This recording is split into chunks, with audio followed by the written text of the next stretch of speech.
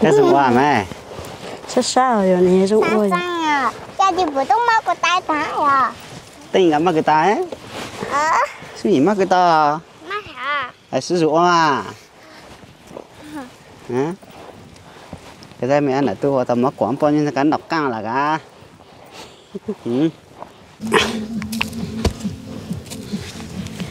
tụi nó đã tổ chọn gì cho ta hả lâu dần đâu này mình thấy bông cái trà mình thấy à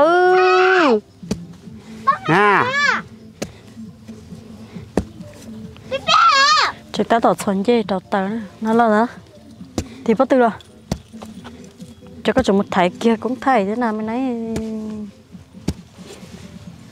ô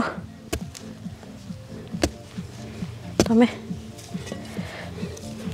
chào bà có cho lúc họ chú ấy cho khơi tốt thằng bọn nè thôi mẹ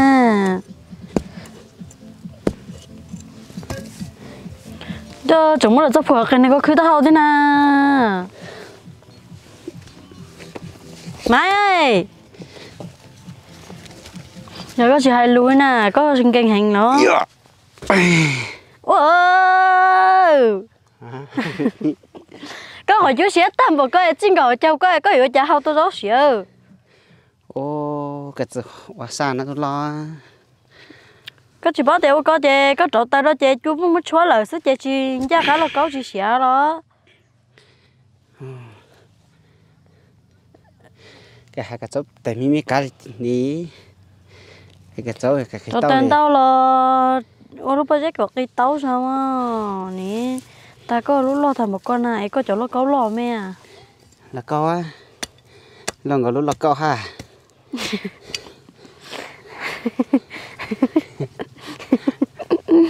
lúc lo câu là chỉ luôn có lo câu thì mà sổ đi luôn Linh à mày cứ chạy đi đâu Linh à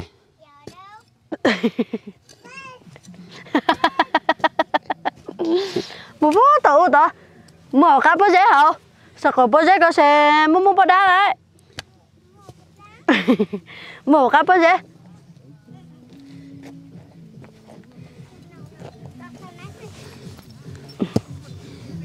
nữa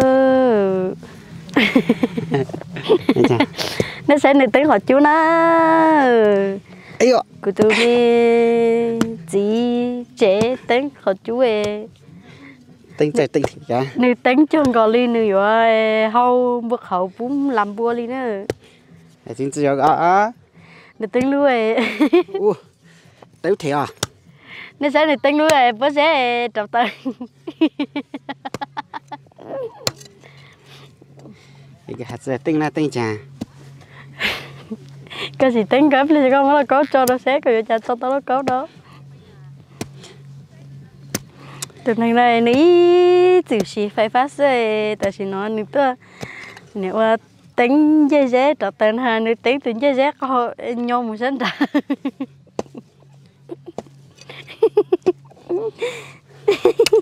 ta có chạy lùi à xếp lan thổ xếp lát hồng nó đi có cho đó trâu mà cô sẽ có một kênh số chè là tổ công thay của mà ua đấy cơ khi sự tàu đi à dùng kênh luôn thiệt lắm có tứ chỉ bún nát tao có hiểu cha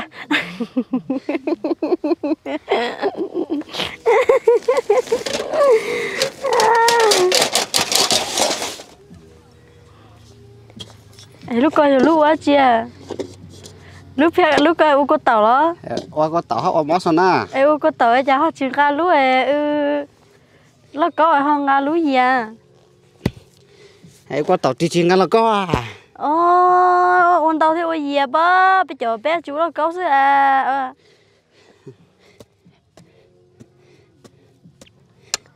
tụi nó giờ nó có tàu chiếu là chế mà nhiều đồ bơ bé cho chúng nó nói có thiên lan nữa xia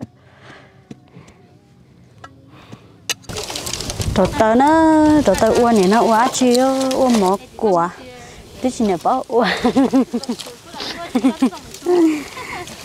cứ chỉ bảo uo nè trò tao cũng chỉ khe của uo đó nè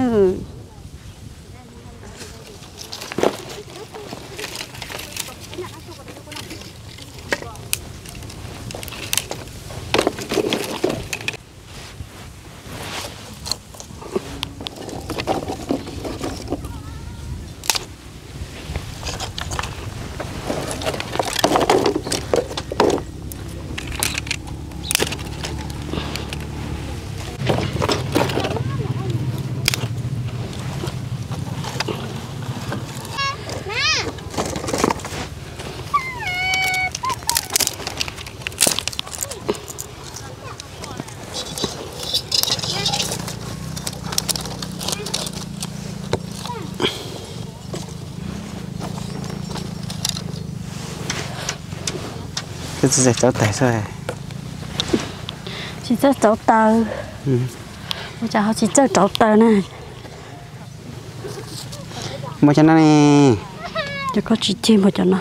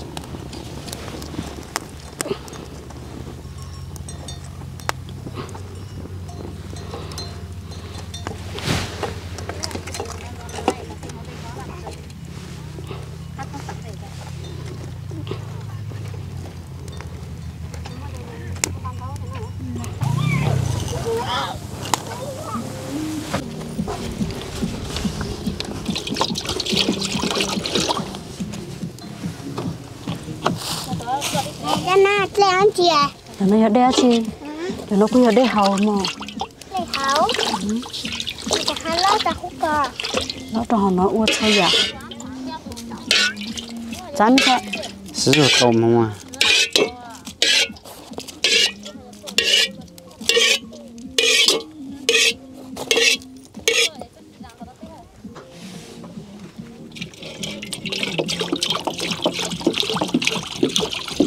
Bọn nó là nhân tao sao này?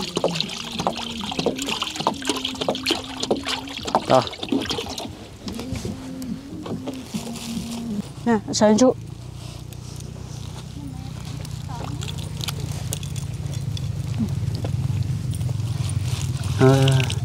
Anh này từ từ xin cho tệ nữa, cho tệ em ôm mắc tôi quả gặp rồi. phía tôi vậy.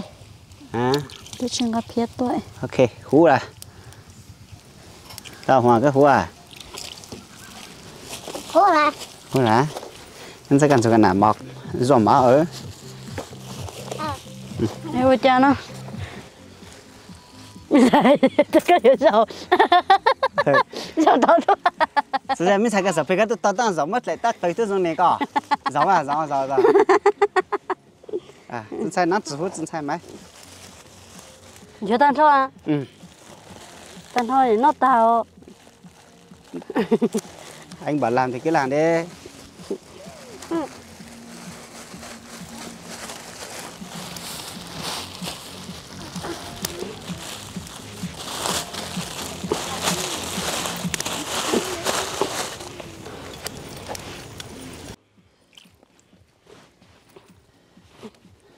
Lúc tàn lan tí cái lúc tao mà thằng tao rất lúc tàn tí cái hủ đấy à, đủ rồi. À, mà rồi nông xe cái hủ, chỉ tao cháu, mình lại cái giòn đây mà mình lại. Mình xài ô mình xài. Cái tính tiền gì đó? Rồi còn nông tao mà. nó là tan tầm khá bận nẻo mỏ quả nó chấp không chỉ này bận nẻo chỉ bao mỏ quả gì nó là mà tuột chúng này nó cũng mặc khen còn na yêu ơi lệ lệ ăn để tu ôm mỏ quả có tan thọ nó đó tao khỏi nó cả rồi khỏi xây căn nông sứ rồi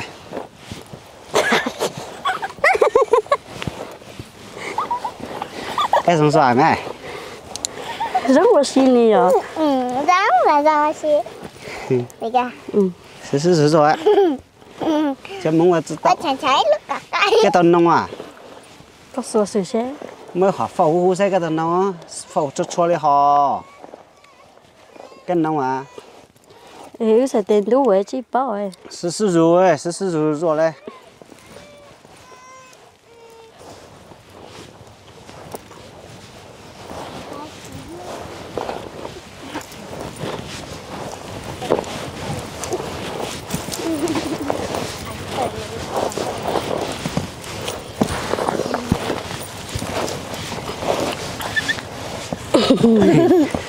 cái gì quá mẹ rất sao rồi này rồi Sao ôi sang à? Cha đi bữa tung mau của tay ta à?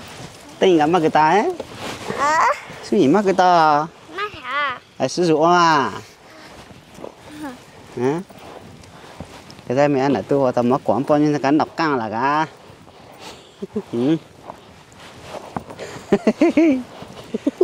sử dụng này mới thà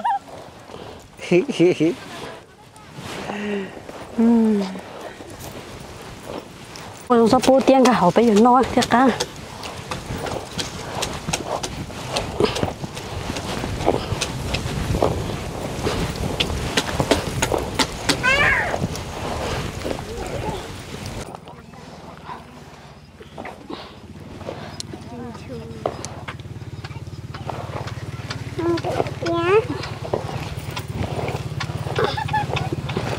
đi là sữa mình xài rồi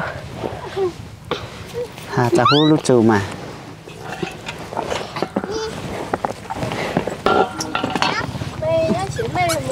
nhân dân bây giờ nằm mắc quả ra rồi bây giờ tạp là nằm mắc quả nó có tàu và hả nhá dễ xá cái sao lấy ít nó bây toàn chỉ đi đấy,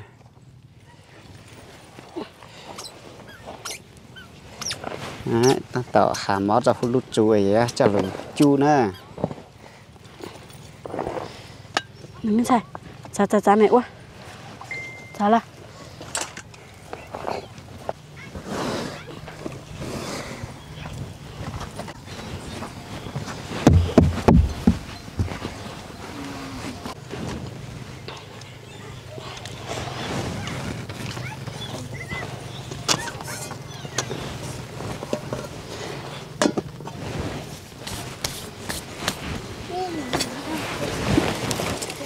Mình sang cái tên mệt trâu là, cái tên bên nó mệt trâu là.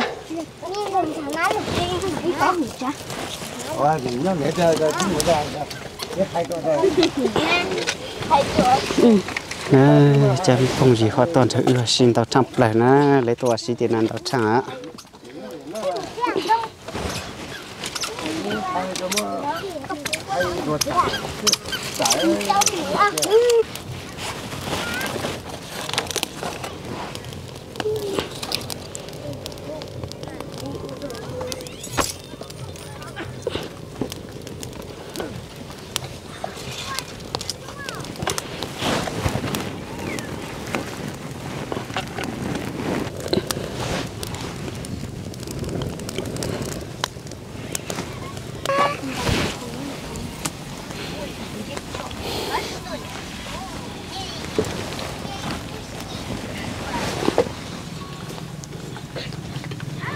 Ôi, cho mình nhọn là tao nói sự trong cảnh gò liếc.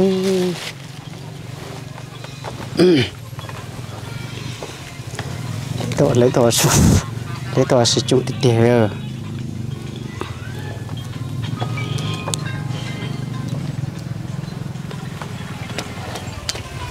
Cái gì tí cái mò hả? Mò tiền. Hả? Mò. Mò.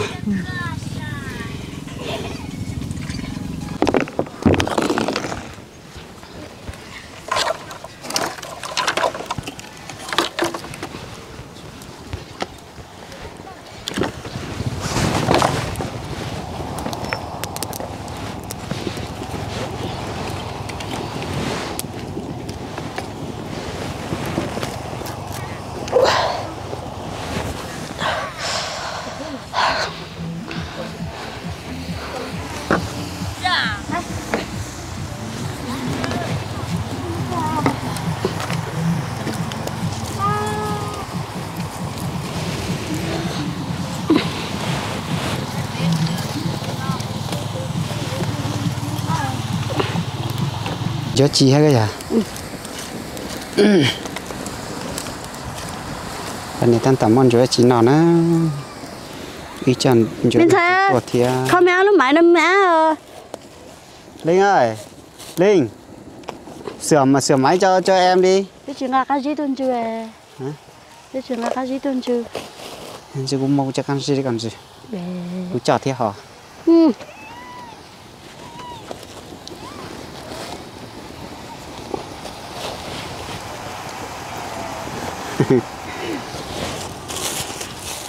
chẳng hình dáng hả chín dáng non á cái đứa mất tí nè chừng nào chỉ tuần chưa chạy chụp cá lên luôn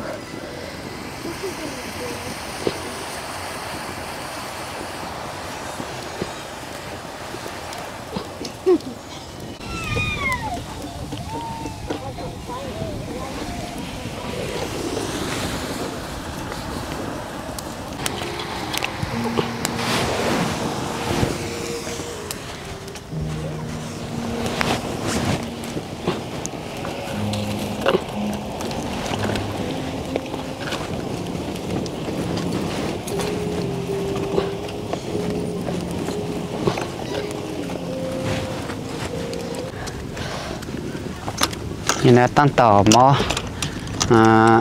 tua lơ là chạy mong pha lơ nhưng mà ở chợ nên chúa tàu à anh chó là hố này ok dạ chó là hỏa dính là sang là hú hò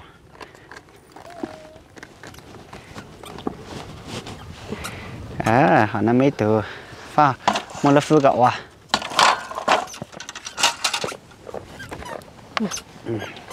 mỗi mà lên đấy các quả chú cá chào cái gì cả thấy bé nhà nó là uầy là mua tao linh nó lòi nhà nó là mua rồi thôi thông nó bé cho một chín nó một cái chân chín nào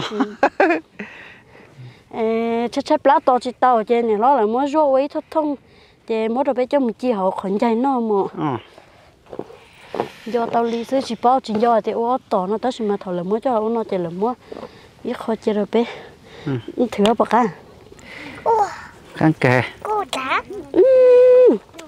cái ca bắt tao sai rồi Cô trả. cái chiếc căng thả chưa lên năm mình cho vũ nên thôi vũ nó mua chừng nhót cha liền semua lu di kakak mah tao rồi mà cô chỉ cú sự rồi嘞cái chim mua luôn đi hạt lì lừa chậu lì hoa chẳng có ăn gì đây ha ăn chả cái ăn chăn dây giặt lì ha hả chăn dây giặt lì ha này thấy gì à dây hủ tao mà chả cái ở chẳng một ta mà mình xài thóc đó đang tập khắp bên nào ủa nè sử dụng rồi cái đều in tiền cả sử dụng à cho trâu liao ót đi à chưa cá rồi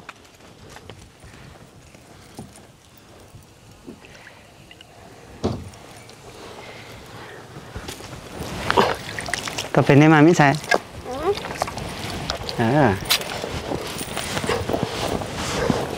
sử dụng á cái con này xây ra nó đấy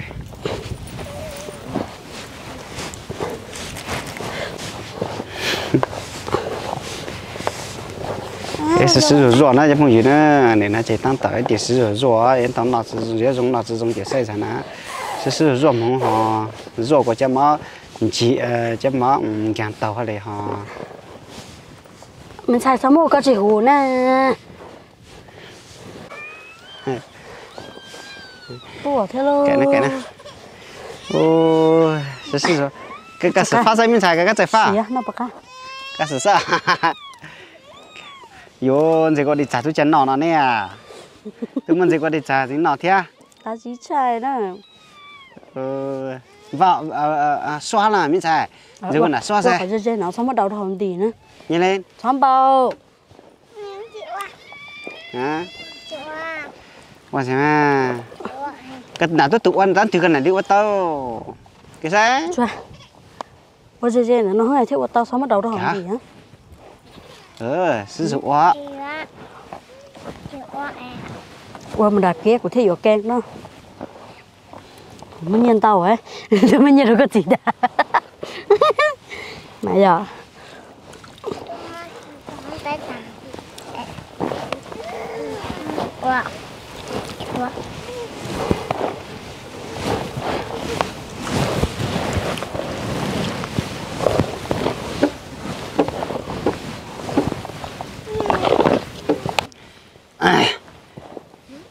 Sử dụng mà mình thải lên cái sử dụng họ có cái tức gì sử dụng ấy Cho mềm đó. sẽ sử dụng mà Mềm. đi luôn dùng chẳng cái nào hả nó cho mất trả nhớ rồi tao nó rồi thầu số số à Gì ấy?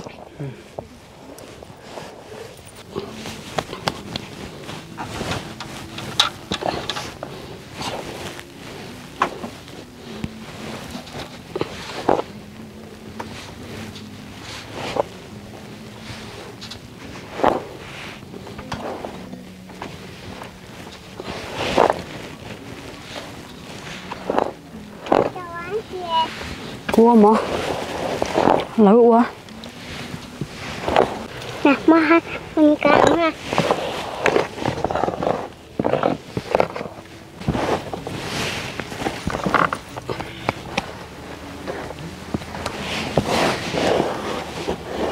giờ đi sẽ cho nó chỉ vào nè cho nó là cho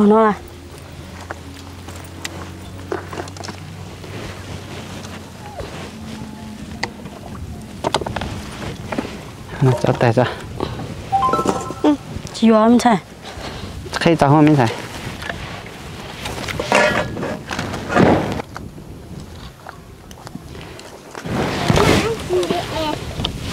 cái chỉ nó chỉ đi là bán nó mà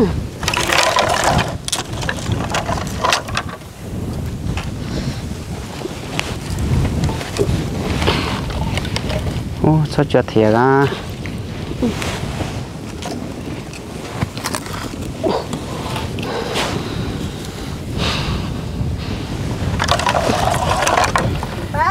hả Trong này có con cá trong ấy.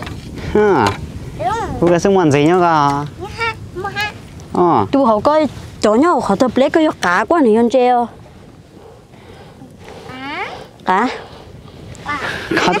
khó thể play hư giặc cá này cả họ tập lấy mà cá nhau hỏi ô có thể để xua này giặc cá bé hai cá nữa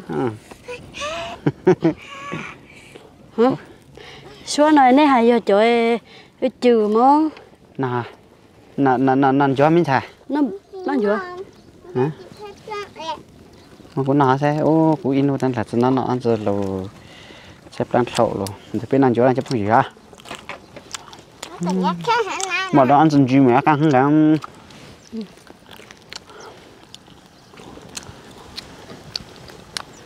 cái khen rồi Khay cá. nó thế cá loài họ tập lấy cá nhau họ nó nè họ có niệm mua họ có mong muốn chút tập lấy nè thay từ tí cảnh không hả thay từ tí cảnh ha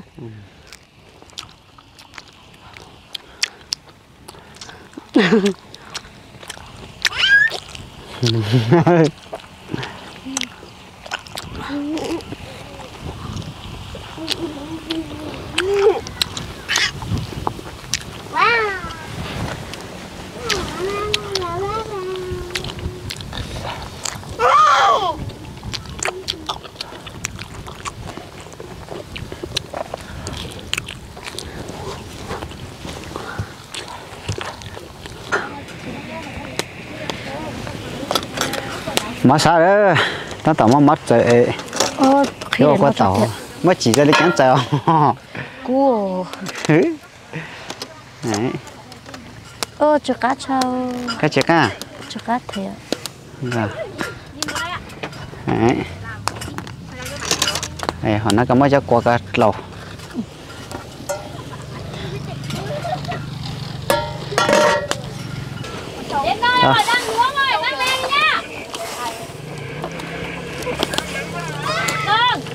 mà sao mẹ ăn tao cho là tính mẹ ăn được không á?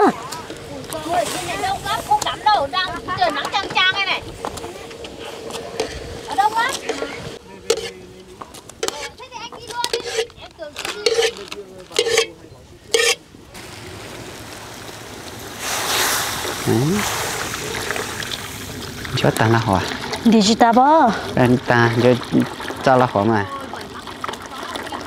Đi chị ta thôi. cho tăng là tăng thía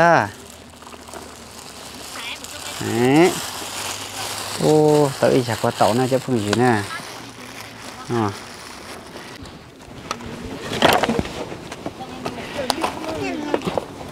Ô thôi mình dậy sắp lại dùng chiên gai chơi rồi. khó xử ít thì chẳng gà to cả nó to thì chẳng gà to Nó mà khóa nè vậy nè. nằm mặc con rồi có tàu chưa Cho nó vô quốc đây. cái con tàu à mình sao nhưng giờ ô con tàu cái nó ha căng thìa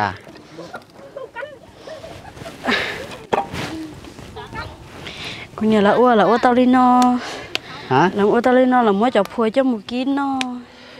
giúp phò bữa tăng bữa tại cái giúp phò nó đang tự do nó khép quan dừa này Chị ơi cho nó nó khó ua tao mà cho một kín nó ho. giờ số giờ nè giải cho số rồi Do tiền.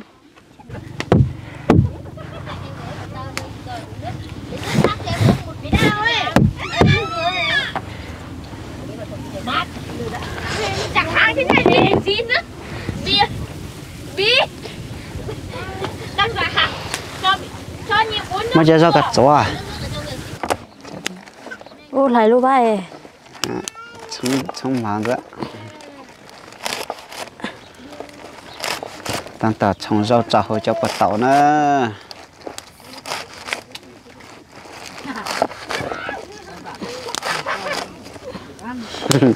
nên sẽ trồng lúa vàng cái à còn nên sẽ trồng lúa vàng mà trồng nữa Tao nó mà cho trà hồi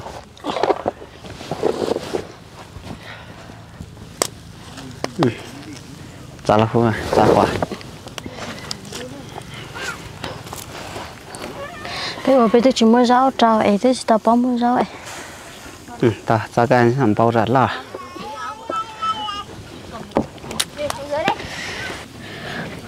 có tạo thành thằng bao nhỏ to nữa ô bao cờ nó chấp không gì nữa nó quá sớm mà bao cái tao nó quá tao thật là ui ép phơi lắm nó cắt thì cho con nhớ tao chạy như cái trong lúc mà một lúc phút chung mà lâu như nhiều hú trong có lo mà hả nè họ sao sao nó sẽ chạy xuống cái gì bọn nó chỉ tông chia lon đồng ra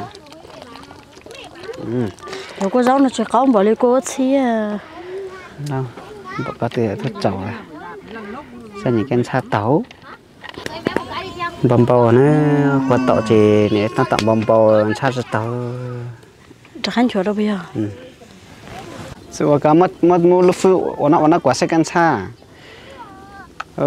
này nè qua tàu trên xa lấy để phong dưới đi xem nè chắc cá cần gọi đi nó cho quân chiến chia đặt thủ xe là có nè qua tàu xe nữa đang nữa cho quân chiến chia đặt thủ nó này chỉ tan tàu tàu nỏ đấy này thử hấp bạc ao hả nấu á ốc đậu đấy ốc đậu à? Vâng. Này, ok càng lại này ta tọt cá cái cá cá cái sợi cái cá sao ta tọt cá ô nhìn nó nằm ở cái kế rồi có gì đây nó sẽ sợi cái sợi to chỉ chỉ có xuyên đấy cái cá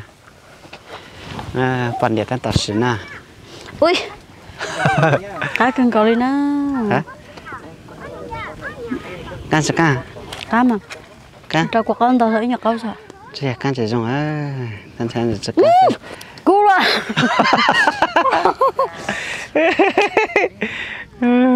Cú chào bây giờ. Hả? Cú chào. Cú chào. Sao thì tiền à? Chơi tàu cả. Như cái ô mất chạy từ lúc gạt chạy này mua luôn. Nó chuyện tôi chết hủ xì đi nè nó là. Sao nè? Nó chuyện tôi chết ra bờ đi nó, chụp như nó xỉa lù thế này. Thao. Hả? Chờ cho nó có một chụp có một thay với chỗ này tôi ý chỗ đó là cho bao giờ đã. Ô ta chỉ tan như thế cả liền chỉ thay bao. Cả liền chỉ thay. Với tôi hỏi. Có cơ. Với tôi hỏi nên gọi xe. Có cơ. Đến nào à? Có cơ nữa. Đó nè. Ok, khả năng nó khủ chứ chẳng khủ đôi chết thải nè, mất khủ. Giờ cá cha thôi. Hả? Giờ cá cha rồi. Giờ cắt sang đây. Ta chỉ yêu chỉ lấy chỉ ít chân nhà u quay影视但是mình chùa nếu mà lấy cho qua có tuần gì đó trên chết xí lì nữa. Cái hai cái chấm móc quá sao? Hả? Hai cái cút thay cái hai chấm móc quá sao? Sao? Sao sai nè, tao nó thổi cho nó ra, thay cho nó ra. Này sai. Đó, qua tàu nó giúp phụ nữ nè, sẽ bỏ cá hàng thì cá cần cầu liều, nó sai cho mắc quá sai cái này, sai này, Một quả nó thấu chè bé nó xí nó. này, mắc quả nè, hả? Thấu có lì. Thật bên là mắc quả nó giúp phụ nữ nè. Ơi à, lợi nào nữa, giúp phụ nữ. Nó bên nó một quả xe quả tàu nữa. Lên dưới là mắc quả nữa, hả? Cái quả tròn nó mình xài nè. Thì mình xài một con đợi lúc phút này cái này. Nhớ hậu nó có một xu. Ok. Cái vô quả mình xài, hả? Vô quả nó ca. Giờ một quả nó khổ mà cá trâu sắp lấy. Đấy. Giờ bên nào nằm mò này mình xài. Có bên nào bên này. Giờ bên nằm mò giúp phụ nữ nữa, giờ bên nằm mò quả nữa. Giờ bên nằm mò quả. Nằm mò quả thì mình xài cái gì nó cho mò quả nó chỉ nhỏ nữa xí xả.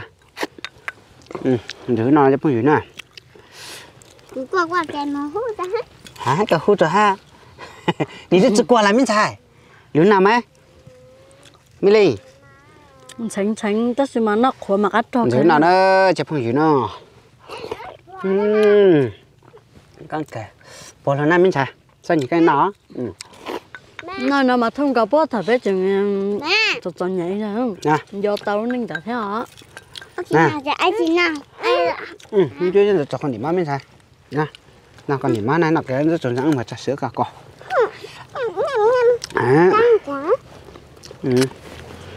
Cô mà cô hạ. Cô hạ có tàu. Lúc cô lươn dàn nó xem ránh à. Cứ chạy trong ra chứ bây giờ cầm trò chứ chồng. Hả? Ui. Ui. Chẳng đại ca mình xài. Móc bò đại ca gì? Nhớ là có ăn. Cái lửa tàn ha. Cái lửa bò nó cái gì? Là. Cái lửa bò nó chị. Cái lửa bò là con mà mình xài cả.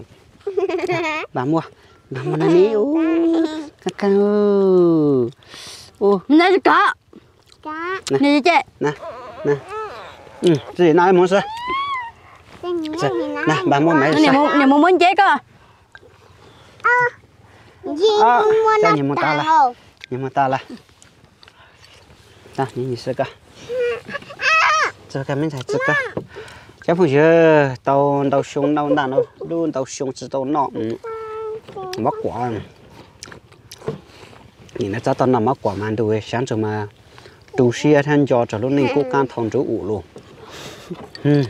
Cô thòng chỗ thời sáng mà mắc quả mà nằm hẳn nằm bao tạ. Ô, sợ nhìn nằm mà các ca nhà cháu nào rồi tàu tới rồi. nạp bao nhiêu mang nạp bao lủng này nóng nạp bao tèo bao chẳng qua nạp bao được khà to wow thầu cái chẳng mấy mấy chàng anh ơi ăn mẹ mới vợ ăn đi đâu còn bát này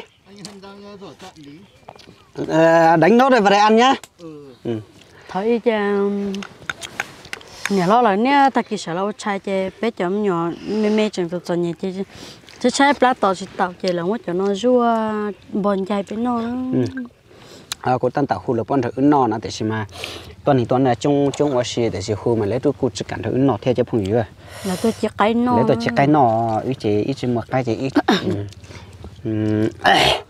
qua tàu thia mà quản nó sẽ nó theo xí lúa nữa này từ sáng có xí lúa mua mà quản nó tia rồi ôi sáng sớm cái mà xí lúa tia hát là mà cũng mà tại có con không mà cái nẻo ai có cái con nhỏ ai cha cũng ai ta thon giúp qua cho qua nhiều năm mà nó anh mới dạy cái nọ cũng mà của nó tao có lý nó chỉ tao có lý tôi mới dạy á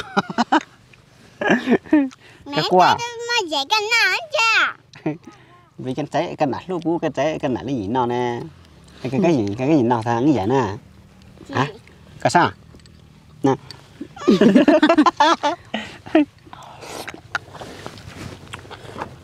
nha nó mình ra rồi nè chứ thằng mình thay luôn rất khó mới đi tàu á điều năm ấy ô tụi cái tay nhặt làm một xì luôn căn cờ cho phong dừa qua tàu nào wow sai thì thực bắn dùng thẻ lo phu ta trong cái thằng mình nhỏ ya nằm ở ngoài lục tàng á thì tôi rằng là cháu phong dừa bù cam mà cho sạc cú liền cho phong dừa sạc cú thầu nữa thằng cú thầu à sẽ ít từ nào à trên cho có từ cái thứ hai thì chỉ tránh chọc chỉ sinh dịch để cho lên nó sẽ chuyển lại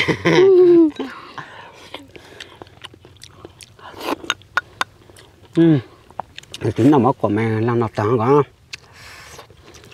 tăng thể cho cô tàu nó cá sắp lại nữa trong thì giờ qua tao mà trả lẩu luôn cái nó tăng là sai cả mà đi đồ cái sai cả thế thì mình chẳng ai thì một quả mù nhảy về về lúc bắt chết chết ta nhưng mà sao thế chạy như mấy giọt bì mà ngay thì một quả thì nó chỉ tao tái lính tiền nữa ngay tiền nữa nhảy về về bắt chết chết ta ủa trâu thẻ à trâu hành đi nữa nó bên nó đi nó dùa chi dùa nó nốt chè tao qua tao chè chọc lá hả trâu thịt ta găm đặt trên rồi mà ôi cái nào nó tái lính thì vậy bông nha nó tan nên gì đó tái nó tái nè nó có đó nó lại nó chỉ tao cho tàu có ông hao cua xí nè có đó hả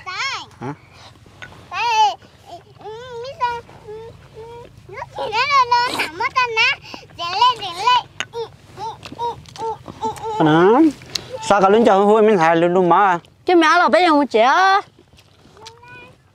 ồ nó chọc cần cầu lại phong dừa cho nó chè bé ngâm là chuyện mà ngâm nó là trẻ cái tôi nó tận nó chè đi cho đẹp gì lên từ sáng cả xe lúa chè mua mỏ của nó nè ô má còn nó lấy mạnh chưa tao lớn lên thon rút thì ô nằm má quẩy đi chàng nó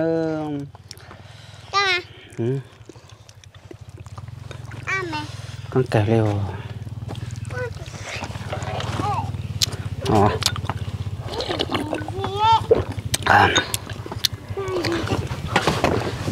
cho qua con tàu cho qua con nhỏ lại ha mà lo trâu thật tà chứ phòng chưa là bên bạch không bây giờ một chế lo mà sao lúc tao sai chế đi tập bay luôn lì luôn tròn thâu luôn cho lúc nào cho hai nhà bay luôn lì cái này cháu thịt ta là của hai chị lấy nhưng mà chỉ có hai đôi dù mà cháu thịt ta luôn có gì thì mẹ ăn mà chỉ hú lo mình chỉ lăn rồi hú đi luôn tu lo nè sao mẹ mà dưới tu có ảo à mẹ mà dưới tu có ảo à ôi rồi cháu thâu là chắc không gì không cho nên làm sao với cháu qua tàu sao muốn ná lần gì sao đi nát ta ý ủa đó thì chọn bọn nát thia ủa ý gì đó nè qua tàu xa xưa mà căng cười đấy chứ không chứ ta xin nó chê bây giờ muốn chỗ tên thì ta để sau kia nữa thì nó chỉ có hả xin nó thâu ta hạ qua tàu nào mà bạn này ta ta sau không chế một chế này chứ không gì nữa chỗ có tàu nó dùng món chỗ đâu nát bây giờ mà alo năng thì ai ít năng thì ít nhiều mình chỉ chăm mọi mà giá chọn ít nào mà sai chăm cho nhà mày có nọ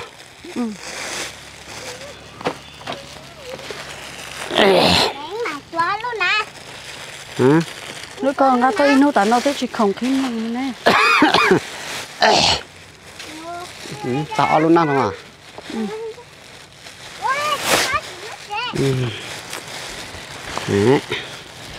mình sai là tổ nát nhận đi tàu à tao nói cái này thì tao mình sai sẽ cắt chặt cái mình sai để trên đấy đi mới cho cắt chặt cơ có cái tao nói cái này thì tao à cơ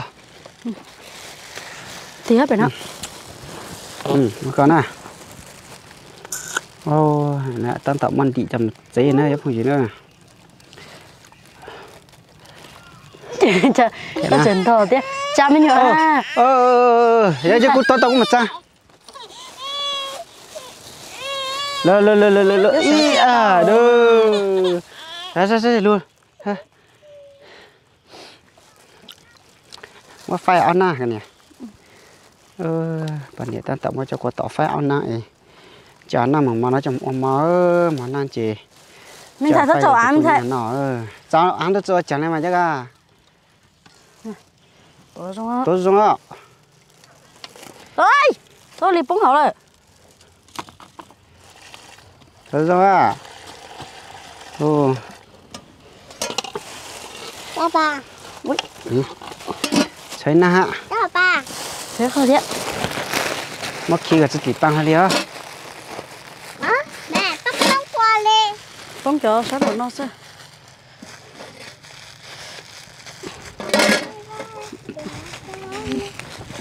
tao nói mày này cái nào cái gì lên rồi tôi định cái chắc cái này chưa cái hậu quả chỉ riêng cái hậu món đi hậu sẽ lên món đi hậu sẽ lên chênh cái món lúc hậu mà chỉ nhỏ cái chênh hậu lúc phơi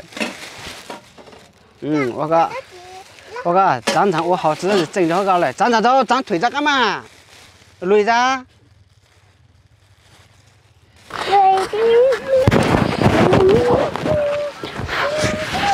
ta xin nó chè bây giờ mua chè là nó người ta tỏ ấy trồng á ô ấy cha lúc con chừng ai cả liền mang cá chỉ tao nè hả nó mới mê con chừng ai cả liền mang cá chỉ tao nữa chẳng lấy vô nè cá chỉ tao nè ô anh xài cho cá chỉ vô anh xài dám ha xin nó chè luôn nút ta tỏ cái trồng ta tỏ vô bông nữa chế để nó nè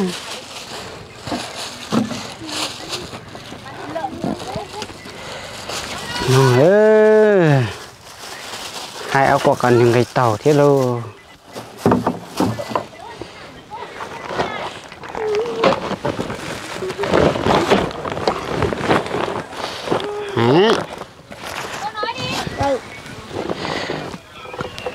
thôi mà chè cho chịu đi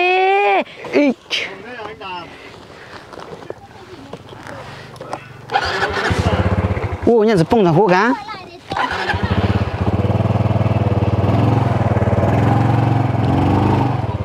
ui